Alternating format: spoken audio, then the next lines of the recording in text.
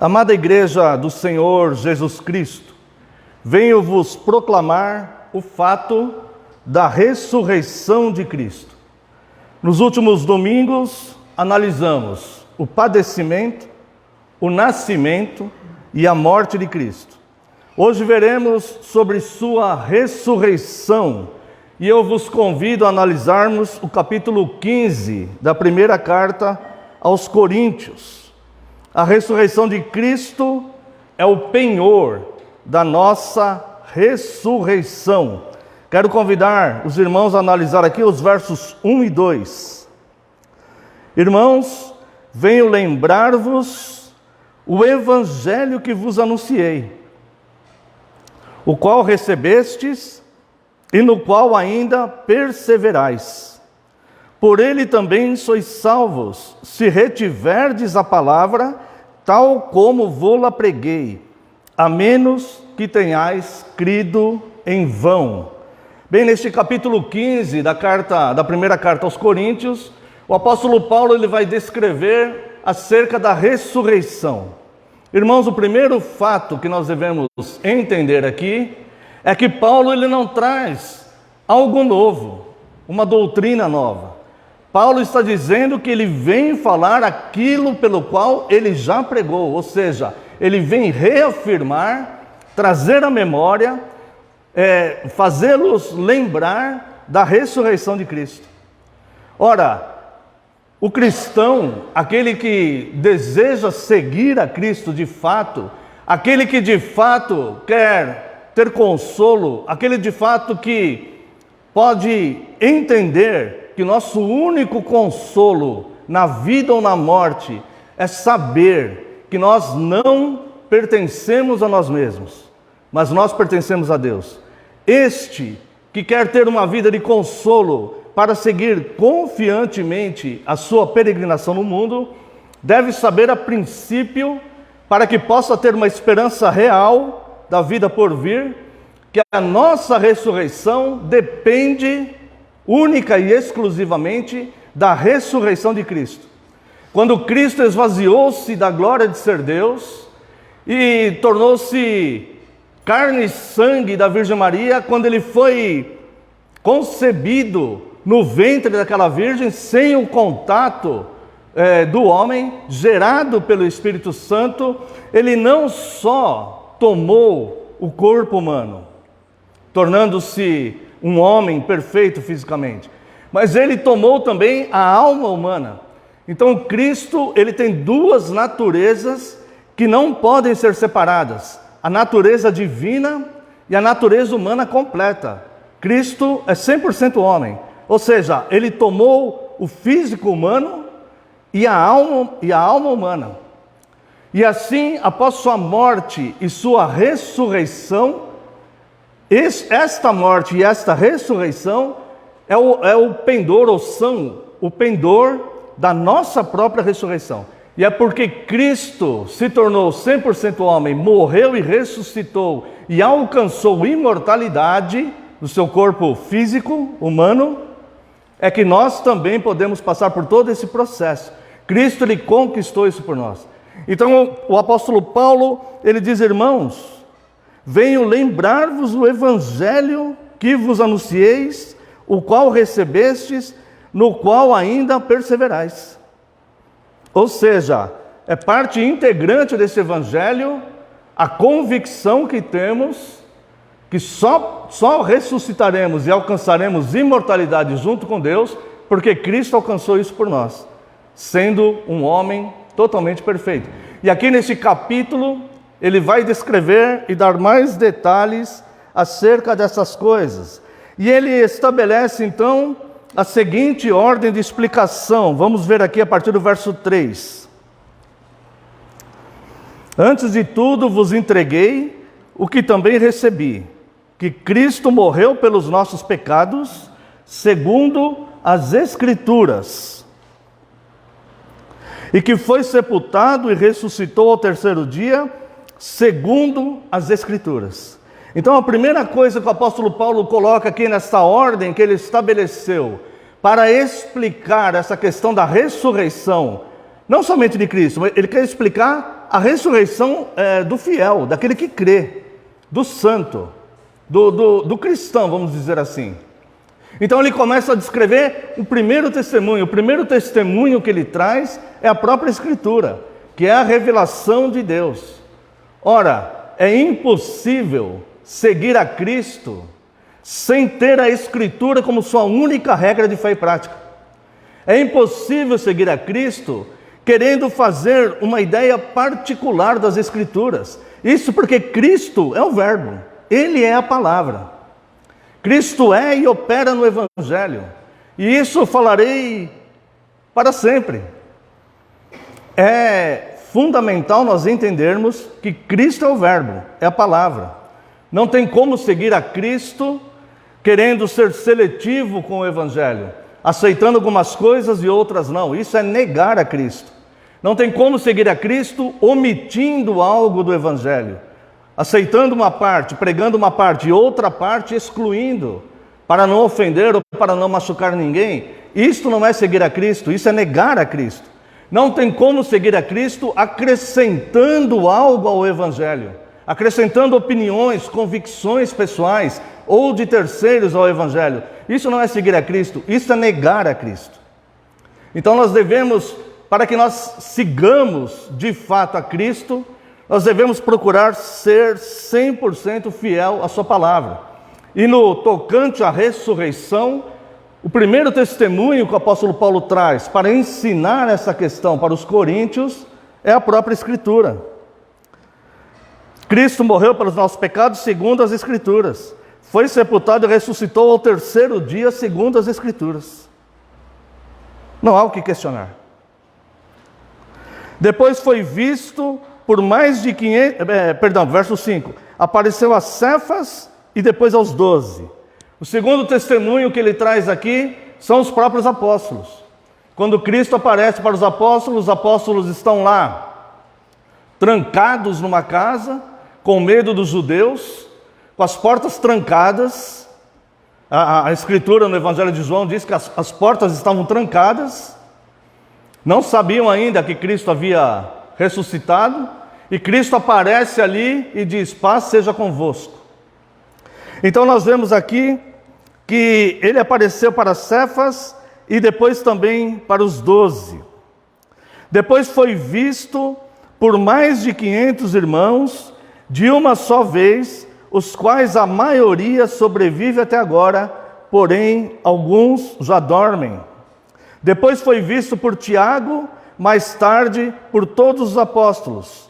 E, afinal, depois de todos, foi visto também por mim, como por um nascido fora de tempo, porque eu sou o menor dos apóstolos, que mesmo não sou digno de ser chamado apóstolo, pois persegui a igreja de Deus, mas pela graça de Deus sou o que sou, e a sua graça me foi concedida, não se tornou vã. Antes trabalhei muito mais do que todos eles, todavia não eu, mas a graça de Deus comigo. Portanto, seja eu ou sejam eles, assim pregamos e assim crestes. Então nós vemos que Paulo chama como testemunho as Escrituras, testemunho da ressurreição de Cristo.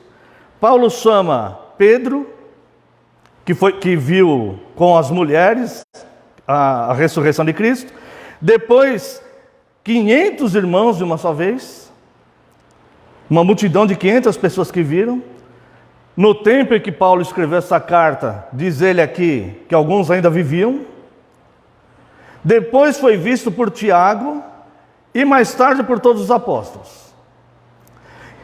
Tomé foi um dos últimos a ver, né? Na segunda vez que Cristo aparece para os apóstolos. E depois disso foi visto pelo próprio Paulo, que testemunhou que Cristo estava vivo e o chamou. Então ele estabelece uma ordem aqui, como se precisasse fortalecer a fé daqueles coríntios. Porque somente o verso 1 e 2, irmãos, deve ser suficiente para nós. Porque eu te ensinei isto segundo o evangelho que recebi. O evangelho nos é suficiente. Mas pela misericórdia de Deus, ainda existe desdobramentos e detalhes que fortalecem a nossa fé. E ele descreve aqui então uma ordem, chamando testemunhos a respeito da ressurreição de Cristo. Ora, se ele ressuscitou, você também ressuscitará. Depois disto, ele expõe a heresia já existente na época de negar a ressurreição. E eu quero convidá-los à leitura aqui a partir do verso 12. Ora, se é corrente pregar-se que Cristo ressuscitou dentre os mortos, como, pois, afirmam alguns dentre vós que não há ressurreição dos mortos? Note que ele está falando para os coríntios que existiam alguns deles que afirmavam que não há ressurreição de mortos. E ele então vai combater essa heresia. Verso 13: e se não há ressurreição de mortos, então Cristo não ressuscitou. E se Cristo não ressuscitou, é vã a nossa pregação e vã a nossa fé. E se somos tidos por falsas testemunhas de Deus, porque temos asseverado contra Deus que ele ressuscitou a Cristo, ao qual ele não ressuscitou, se é certo que os mortos não ressuscitam. Porque se os mortos não ressuscitam, também Cristo não ressuscitou. E se Cristo não ressuscitou, é vã a nossa fé, e ainda permaneceis nos vossos pecados. E ainda mais, os que dormiram em Cristo pereceram. E ele vai dizer aqui no verso 19: se a nossa esperança em Cristo se limita apenas a esta vida, somos os mais infelizes de todos os homens. Então nós vemos que as heresias já invadiram a igreja desde o começo da igreja. Nós sempre vamos conviver com heresias. Se você hoje, no século 21, entrar nas redes sociais, você vai ver heresias. Se você ficar seguindo teólogos e frases de teólogos que as pessoas postam e distorcem muitas vezes, tirando dos seus escritos originais também, você será levado a heresias, sem perceber. Afinal de contas, tem o nome de um teólogo lá que você confia. E você então começa a seguir pensamentos de terceiros, o que acham, o que deixam de achar, ou o que gostariam que fosse. E neste caso, a nossa esperança ela vai diminuindo. Nós vamos perdendo a esperança, porque nós não temos uma visão correta da nossa própria ressurreição, do porquê a nossa ressurreição, ela também será um fato, e nós também alcançaremos imortalidade junto com Cristo. Porque se crermos no falso, seremos os mais infelizes de todos os homens. E aqui no verso 20 a 28, vai falar que Cristo é a primícia dos mortos. Mas, de fato, Cristo ressuscitou dentre os mortos, sendo ele as primícias dos que dormem. Aqui nós devemos entender que Paulo, então, ele começa novamente, ele já deu testemunho, vários testemunhos da ressurreição de Cristo, inclusive ele mesmo. Depois ele aborda a questão da heresia, que assolava a igreja, toda heresia assola e perturba a igreja. Depois ele começa então a defender e a explicar novamente a ressurreição. Sim, de fato, Cristo ressuscitou dentre os mortos. É a primícia dos que dormem. Visto que a morte veio por um homem, também por um homem veio a ressurreição dos mortos. Porque assim como em Adão todos morrem, assim todos serão vivificados em Cristo. Cada um, porém, por sua própria ordem. Cristo as primícias, depois os que são de Cristo na sua vinda. E então virá o fim, quando ele entregar o reino de Deus ao Deus e Pai, quando houver destruído todo o principado, bem como toda potestade e poder. Quero chamar a atenção a um detalhe. Adão era perfeito. Se você ler Gênesis capítulo 1, verso 31, após Deus concluir toda a sua criação, com o poder da sua palavra, ele dizia: haja, e as coisas aconteciam, hajam animais marinhos e surgia a vida na água, hajam os corpos celestiais e surgiam tudo que Deus ordenava. E Adão e a sua esposa, Eva, sua mulher, a sua auxiliadora, ele fez com as suas próprias mãos.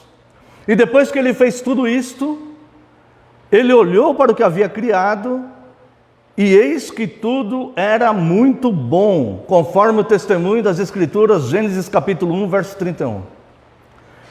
Então Adão, no seu período de inocência, ele era perfeito. Ele estava lá, vivendo tranquilamente. Não havia indício nenhum que Adão morreria, que Adão passaria alguma consequência desastrosa na sua vida. Mas ao ser tentados pela serpente, primeiro Eva, que cedeu e comeu do fruto, depois deu para o seu marido, que também comeu do fruto, eles caíram. E ao cair, a maldição entrou no mundo, a terra entrou em maldição, conforme testemunho das Escrituras, Gênesis capítulo 3, verso 17. Adão era o representante federal da humanidade, ou seja, respondia por toda a humanidade. E a humanidade então, porque o seu representante federal caiu, a humanidade então inteira caiu. Mas Deus é fiel e Deus cumpre a sua parte da aliança. A aliança era, de toda parte dos jardins, de todo o fruto do jardim você pode comer, menos deste fruto.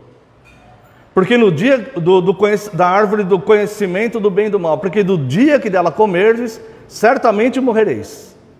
Esta é a aliança de um Deus santo com o representante federal da humanidade.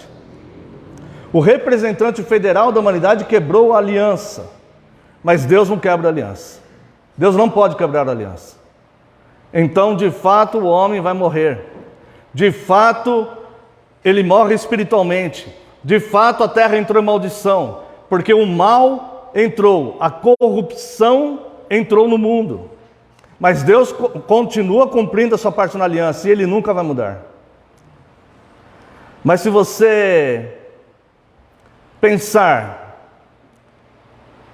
por Deus ser misericordioso, e por causa do grande amor com que nos amou, Deus, Ele envia uma providência. Um segundo representante federal para a humanidade. Mas só que desta vez é seu próprio Filho, que tendo a natureza divina, vai assumir o corpo físico, como já falamos, e a alma do homem para ser 100% homem e representante legal da humanidade. Então Deus, na sua misericórdia, Ele levanta um novo representante federal. Porque Deus, Ele não vai deixar de cumprir a sua parte na aliança. E esta parte na aliança é uma parte punitiva. Mas Deus é misericordioso. E por causa do grande amor com que nos amou, Deus age com graça. Isso não vem da obra de ninguém, para que ninguém se glorie. É graça de Deus.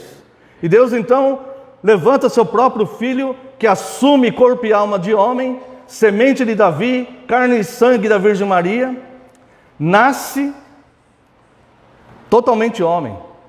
E o Espírito Santo o leva para o deserto, para ser tentado. E Satanás, que não é onisciente, se esforça para tentar Cristo, usando inclusive as Escrituras de forma distorcida. Estava sendo falado o que estava escrito, mas não estava sendo dito pelo Espírito Santo. Então, Satanás tenta Cristo porque Satanás não é onisciente. Talvez tenha pensado, Adão também era inocente e puro. E caiu. Quem sabe ele também cai, está numa forma humana. Eu sei que a natureza divina dele não vai ceder, mas ele está em forma humana. Está passando fome aqui. Eu posso tentá-lo em coisas que atraem a humanidade. Mas dessa vez o representante federal, ele não cedeu. Então nós, estando em Cristo, nós viveremos eternamente. Será restabelecido novamente o nosso contato com Deus. Vamos ver aqui a partir do verso 24, verso 25. Porque convém que ele reine até que haja posto todos os inimigos debaixo dos pés. O último inimigo a ser destruído é a morte, porque todas as coisas sujeitou debaixo dos pés. E quando diz todas as coisas lhe estão sujeitas, certamente exclui aquele que tudo lhe subordinou. Quando, porém, todas as coisas estiverem sujeitas, então o próprio Filho também se sujeitará àquele que todas as coisas lhe sujeitou, para que Deus seja um em todos. Conforme vemos em Efésios capítulo 4. A ressurreição em relação à vida prática. Vamos ver aqui o verso 29. De outra maneira, que farão os que se batizam por causa dos mortos? Se absolutamente os mortos não ressuscitam, por que batizam por causa deles? Paulo, ele traz à tona uma nova heresia. Percebe-se que esta heresia do batismo pelos mortos já existia, embora, irmãos, não haja registro histórico nenhum. Não há registro histórico nenhum que os coríntios eles tinham essa prática. Mas o apóstolo Paulo levanta esta nova heresia. Primeiro ele fala da heresia dos que negam a ressurreição. Agora ele fala da heresia dos que se batizam pelos mortos. E ele aponta então uma incoerência nessa heresia e aponta o absurdo. Eu quero dizer para os irmãos que é muito comum nós ouvirmos que existe incoerência nas Escrituras. Não, não existe incoerência nas Escrituras. Existe incoerência nas heresias. Existe incoerência na mente humana, que faz suas interpretações particulares das Escrituras, que tenta explicar as Escrituras buscando fontes humanas para explicarem as Escrituras. Ora, somente o Espírito Santo pode iluminar as Escrituras reveladas na nossa alma e no nosso coração. E o apóstolo Paulo fala o apóstolo Pedro, que nenhuma parte das Escrituras é de particular elucidação. Homens santos falaram, inspirados pelo Espírito Santo. Verso 30. E porque também nós nos expomos a perigos toda hora. Olha o argumento que o apóstolo Paulo vem trazer aqui. Dia após dia morro. Eu protesto, irmãos, pela glória que tenho em vós outros, em Cristo Jesus nosso Senhor. Se como homem lutei em Éfeso com feras, que me aproveita isso? Se os mortos não ressuscitam, comamos e bebamos que amanhã morreremos. Não vos enganeis, as más conversações corrompem os bons costumes. O que o apóstolo Paulo está falando aqui? Irmãos, eu não sou um teórico explicando algo religioso para vocês. Eu tenho plena convicção nesta ressurreição, porque, como eu disse, eu fui testemunha ocular. Cristo apareceu para mim, eu tive uma visão de Cristo, eu escutei sua voz. É mais ou menos isso que Paulo está falando. E eu tenho tanta convicção nisso, que eu já fui apedrejado, já fui lançado a feras, lutei com feras, e eu morro todo dia, e eu estou exposto a perigo todos os dias, e eu vou ser preso em Roma algumas vezes, e eu vou chegar a ser ao ponto de ser martirizado. Claro que não é isso que ele está falando, né? Estamos concluindo. E a vida de Paulo, eu vou chegar ao ponto de ser martirizado por Nero, ficarei preso com Silas em troncos, porque eu tenho a convicção da ressurreição. Irmãos, eu quero dizer que ninguém morre por uma mentira. Os apóstolos foram martirizados porque defenderam até o fim que de fato Cristo ressuscitou. Os homens mentem para se livrar, para livrar a sua alma, para livrar o seu corpo, para livrar-se das consequências do mal. Ninguém morre por uma mentira. Bastava eles dizerem, não, de fato, isso aqui não é verdade, não vou enfrentar Roma, não vou enfrentar os judeus, não vou enfrentar o Sinédrio, de fato, isso não aconteceu não. Mas nenhum deles negou. Inclusive nos dias de Coríntios, da primeira carta aos Coríntios, não só apóstolos, mas como Paulo fala, uma multidão de 500 pessoas, alguns ainda vivem. É como se Paulo falasse, procura eles, caso não creiam em mim. E Paulo então, ele usa o argumento da sua própria vida. Ele desgastou sua própria vida, enfrentando perigos e sofrimentos, lembrando que ele abandonou um alto posto que ele tinha no Sinédrio. Um homem que era honrado e que tinha status para ser perseguido e viver como espetáculo para o mundo. Verso 33 ele diz: não vos enganeis, as más conversações corrompem os bons costumes. Nós pensamos, as más conversações corrompem os bons costumes. Eu não vou conversar com os pecadores lá fora, porque as más conversações corrompem os bons costumes. Irmãos,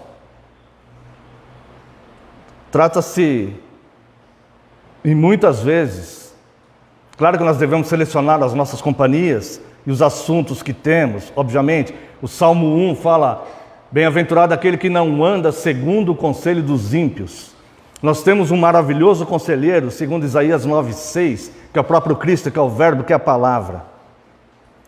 Mas as más conversações podem estar dentro da igreja. Quando tem alguém lançando dúvidas, quando tem alguém lançando discórdias, quando tem alguém trazendo opiniões humanas para vos dissimular, quando tem alguém ensinando heresias, como eles estavam ensinando aqui, que não há ressurreição de mortos.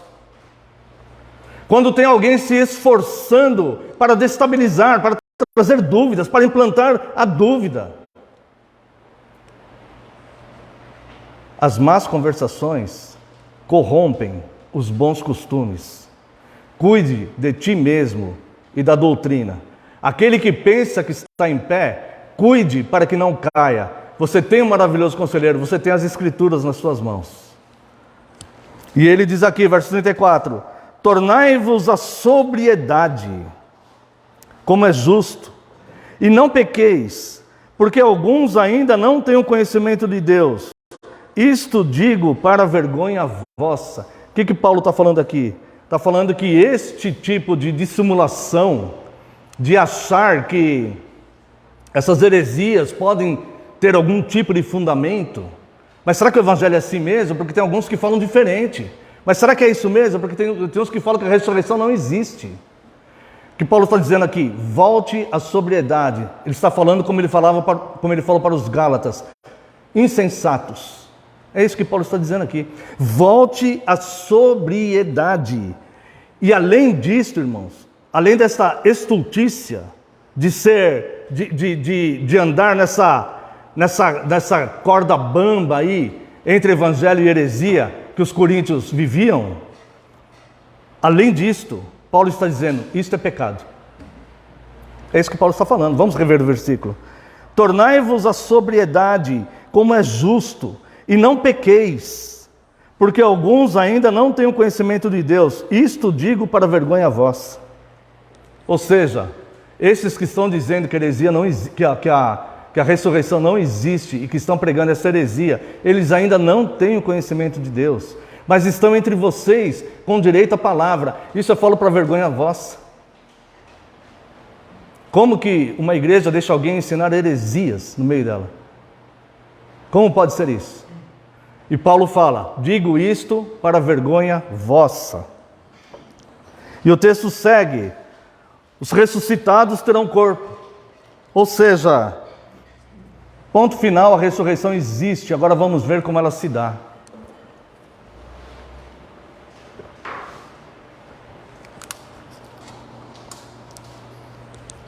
E o fato dela existir, ela nos traz esperança no nosso futuro. Nós não somos como os gentios, que se preocupam o que vão comer, o que vão beber, mas nós temos esperança no futuro.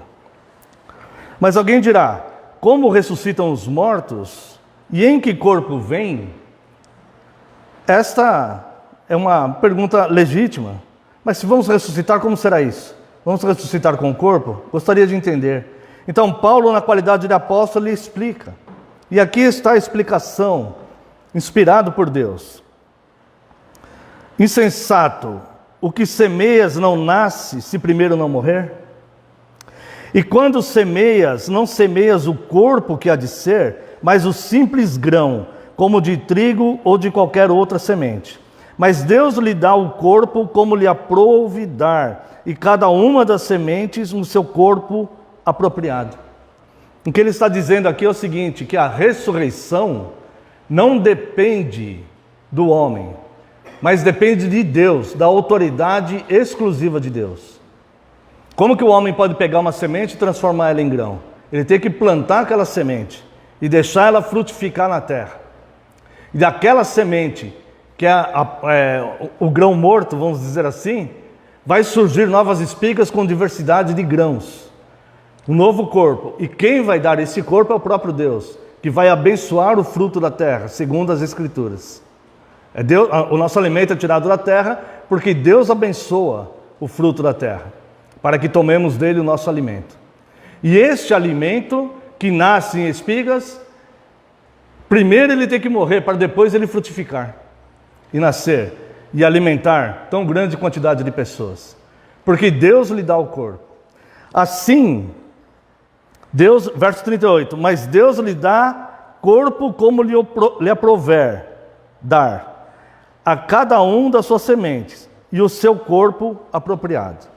E aí ele vem falar algo que a ciência demorou para descobrir, mas já estava escrito aqui desde a época dos coríntios. Nem toda a carne é a mesma, porém uma é a carne dos homens, outra dos animais, outra das aves e a outra dos peixes. Houve tempos sombrios, também corpos celestiais e corpos terrestres. E sem dúvida, uma é a glória dos celestiais, outra dos terrestres.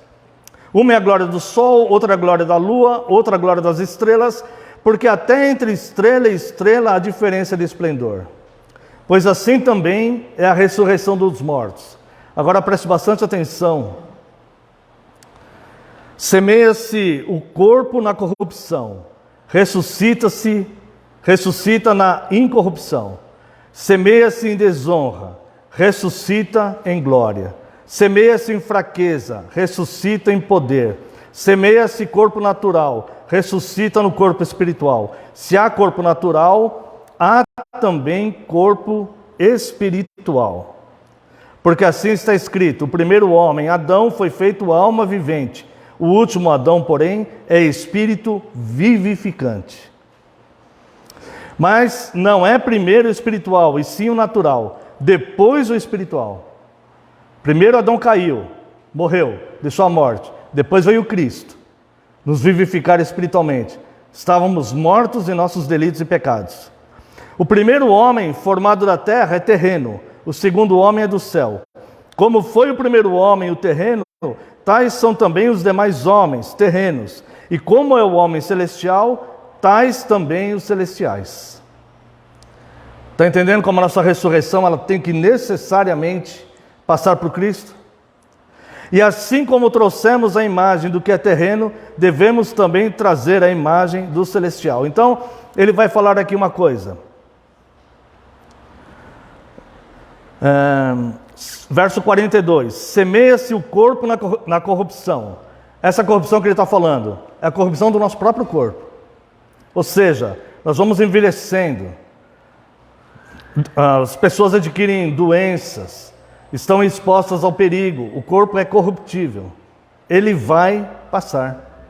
Irmãos, neste final de ano nós tivemos algumas, vamos chamar assim, de celebridades que faleceram. E sempre que isso acontece, eu penso, claro, nós não sabemos quem é salvo, quem não é, e não queremos questionar nem investigar curiosamente isso. Mas me passa um pensamento pela cabeça, eu falo, muitas dessas pessoas, eles tiveram glória em vida. Muita fama, muito prestígio, muita honra, muitas posses, muitas propriedades. Mas agora, eles estão diante de uma realidade eterna. Este princípio da morte, como nós vamos ver aqui, é como o princípio da volta de Cristo, é num piscar de olhos. Quando a pessoa deixa esta vida, é como um piscar de olhos. Ela vai estar numa outra vida totalmente diferente. E tudo aquilo que ela ambicionava, em que ela se apoiava, e que ela desejava, e todo o clamor da carne, por prazeres, por bens, por matéria, por alguma coisa, não está clamando mais, porque agora o que ele deseja é o que ele está vendo ali. Uma realização daquela nova vida que ele está vendo ali. E eu fico pensando como deve ser desesperador para quem, não estou me referindo a ninguém, irmãos, desses que passaram. É que quando morre uma celebridade, de fato eu penso isso. Mas como deve ser desesperador caso alguma dessas pessoas tenha passado a vida inteira colocando sua confiança nesses bens terrenos aqui. Somente semeou na corrupção, em coisas que vão passar. Não juntaram os tesouros que Cristo falou, junte tesouros no céu, onde traça não corrói e ladrões não roubam, que tem valores eternos. Está diante de nós isto. Uma proposta. O mundo quer trocar os valores. O mundo quer inverter a moral. O mundo quer mudar o nosso pensamento. O mundo está invertendo até a justiça. Mas Deus, Ele é imutável. Nele não há sombra de variação. Ele é o mesmo ontem, hoje e será para sempre. E Ele nos deixou essa palavra. Semeia-se no corpo na corrupção, ressuscita na incorrupção. Semeia em desonra. Não queira procurar honra própria para você. Que os outros podem te honrar, mas você mesmo não busque ser honrado pelos homens. Ressuscita em glória. Semeia-se na fraqueza, ressuscita em poder. Não pense que você é autossuficiente. Porque talvez seja uma mulher linda, um homem fisiculturista, ou uma pessoa rica, com poder, com uma conta bancária muito elevada. Não se apegue a isso. Não pense isso mesmo sobre você. Se você tem tudo isso, glorifica a Deus. Isso é bênção de Deus. Mas sempre entenda que nós somos fracos. E a nossa fraqueza nós devemos depositar diante de Deus, porque é Ele que nos reveste de poder. Semeia-se corpo natural, ressuscita corpo espiritual. Se há corpo natural, há também corpos espirituais. E por fim, irmãos, Paulo ele vai falar aqui antes disso, né? Ele faz a comparação do grão, as diferenças entre as criaturas de Deus e a aplicação da ilustração e a realidade do homem, que foi essa que nós lemos. Mas, o que vai acontecer com os que estiverem vivos no momento da vinda de Cristo? E ele vai explicar isso também. Os vivos serão transformados. Isto afirma, irmãos, que a carne e o sangue não podem herdar o reino de Deus, nem a corrupção herdar a incorrupção. Então, eu já entendi que aqueles que morreram no Senhor ressuscitarão em Cristo com um novo corpo glorificado. Mas os que estiverem vivos, aquela última geração mesmo, quando Cristo voltar. E aqui vai dizer, verso 51, eis que vos digo um mistério, nem todos dormiremos, mas transformados seremos todos. No momento, num abrir e fechar de olhos, ao ressoar da última trombeta, a trombeta soará, os mortos ressuscitarão incorruptíveis, e nós seremos transformados. Porque é necessário que este corpo corruptível se revista da incorruptibilidade, e que o corpo mortal se revista da imortalidade. E quando este corpo corruptível se revestir da incorruptibilidade, o que é mortal se revestir da imortalidade, então se cumprirá a palavra que está escrita: tragada foi a morte pela vitória. Onde está, ó morte, a tua vitória? Onde está, ó morte, o teu aguilhão? Seria aqui o cumprimento da profecia de Isaías e de Oséias.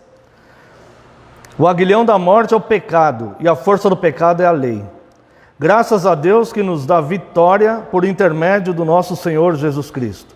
Portanto, meus amados irmãos, sede firmes e inabaláveis, e sempre abundantes na obra do Senhor, sabendo que no Senhor o vosso trabalho não é vão. Ou seja, a própria morte será vencida por aquele que já venceu a morte. E agora, o último inimigo da sua igreja, que é a morte. Portanto, irmãos, não temam. Não temam sobre o dia de amanhã. Não temam. Aquele mesmo Deus que enviou seu próprio Filho, como não nos dará também com Ele, graciosamente, todas as coisas? Muitas pessoas estão achando que o mal está vencendo o bem. Nós estamos vendo isso nos noticiários. Pessoas falando que o crime compensa, o mal compensa. Tem pessoas achando que o mal está vencendo o bem. Aquele que envia o bem é o mesmo que governa o mal. E as coisas estão se cumprindo pelas Escrituras. Portanto, descanse no Senhor, porque o nosso único consolo na vida ou na morte é que nós não pertencemos a nós mesmos, mas pertencemos a Ele. E boas dádivas Ele sabe dar a todos aqueles que pertencem a Ele. Somos comprados por alto preço, por sangue, propriedade exclusiva dEle. Portanto, não temais, não temos o dia de amanhã, porque é o mesmo Deus que governa, o mesmo Deus que governa. E mal nenhum virá sobre nós sem que Deus permita ou determine que isso aconteça. E se Ele permitir e determinar que isso aconteça, é para o nosso próprio bem, porque todas as coisas cooperam para o bem daqueles que amam a Deus. Portanto, não temai. Siga em frente, começamos um novo ano. Siga com este pensamento. A minha ressurreição é garantida. Eu tenho esperança no futuro, porque Cristo ressuscitou. Ele tomou a minha forma física e humana, e a alma, física e a alma.